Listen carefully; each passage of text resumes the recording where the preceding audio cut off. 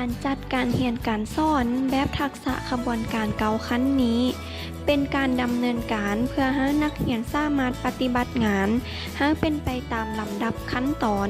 โดยผู้เรียนจะต้องรู้จักวางแผนและสรุปผลซึ่งเป็นวิธีการที่เป็นรูปธรรมซึ่งทักษะขบวนการเก่าขั้นนี้จะบ่แม่นวิธีสอนหรือขั้นตอนการสอนโดยกงแต่จะเป็นสิ่งหนึ่งที่ช่วยเสริมหรือต่อยอดจากกิจกรรมการเรียนการสอนให้บรรลุเป้าหมายการสอนแบบนี้จะเป็นการสอนแบบเน้นฝึกทักษะกิจกรรมและขบวนการเฮ็ดให้ครบขั้นตอนนับแต่ต้นจนจบงานแล้วเป็นอย่างดีและมีคุณภาพขั้นชี้แจงปัญหาและความจำเป็นเป็นขั้นตอนที่ครูควรมีสิ่งที่เฮ็ดให้เกิดแรงจูงใจเพื่อให้นักเรียนสนใจครูควรยกสถานการณ์ตัวอย่างเช่นว่าสร้างรูปภาพหรืออุปกรณ์ต่างๆเพื่อเป็นสื่อประกอบและกะเกี่ยมสถานที่จัดอุปกรณ์ให้ครบถ้วน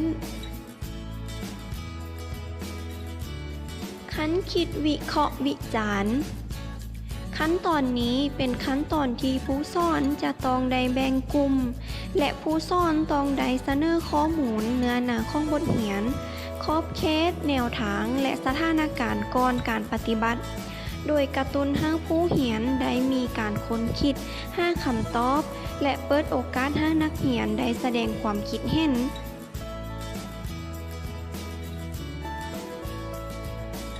ขั้นสร้างทางเลือกอย่างหลากหลาย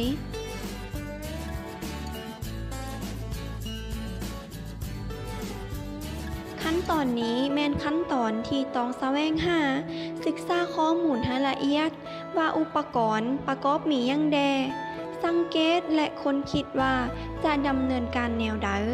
โดยมีการแลกเปลี่ยนความคิดเห็นให้กันและกันภายในกลุ่มขั้นประเมินและเลือกทางเลือกขั้นตอนนี้ภายในกลุ่มร่วมกันตัดสินใจเกี่ยมลงมือปฏิบัติและต้องคำนึงถึงวิธีการดำเนินใดที่เหมาะสมและเป็นไปได้ง่ายที่สุดโดยอาจารย์จะย้ายบางกิจกรรมและคำถามให้คนคิด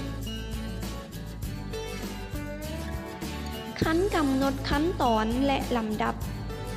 ขั้นตอนนี้เป็นขั้นตอนที่ภายในกลุ่มต้องได้ลงมือปฏิบัติตัวจริงโดยการปฏิบัตินั้นแม่นจะเฮ็ดตามบางกิจกรรมที่อาจารย์ใหญ่ให้แต่ละกลุ่มถ้ามีสิ่งใดบ่เข้าใจก็สามารถถามอาจารย์คืนได้ขั้นปฏิบัติด้วยความสนับสนุน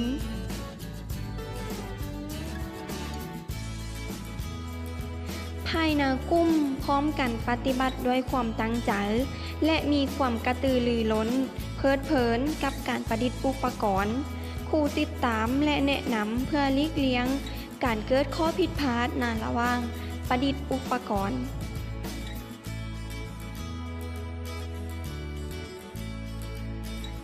เมื่อประดิษฐ์อุปกรณ์แล้วเฮานำเอาอุปกรณ์นั้นมาทดลองเป้า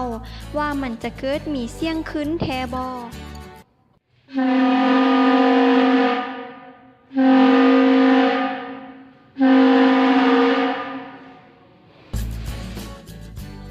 ขั้นประเมินด้วยตนเองระหว่างปฏิบัติขั้นตอนนี้ภายในกลุ่มต้องได้สำรวจว่าการประดิษฐ์เป็นไปได้ตามลำดับที่กำหนดไว้หรือบ่ถ้าเกิดข้อผิดพลาดเฮาควรมีวิธีแก้ไขและปรับปรุงแนวใดซึ่งภายในกลุ่มต้องได้ปรึกษาแลกเปลี่ยนความคิดเห็นให้กันและกันระหว่างปฏิบัติซึ่งอาจารย์ได้กวดกาและติดตามเป็นระยะ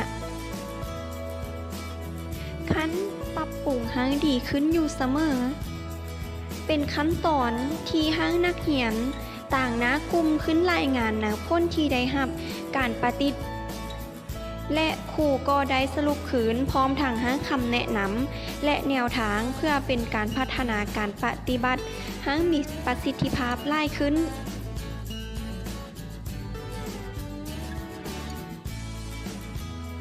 ขั้น ขั้นประเมินด้วยความภาคภูมิใจ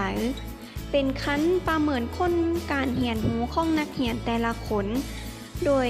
ถามนักเรียนว่าได้ยังแดเข้าใจยังแด ถ้านักเรียนบ่เข้าใจก็สามารถถามคืนได้ และครูยังได้มีการกวดกาในท้ายชั่วโมง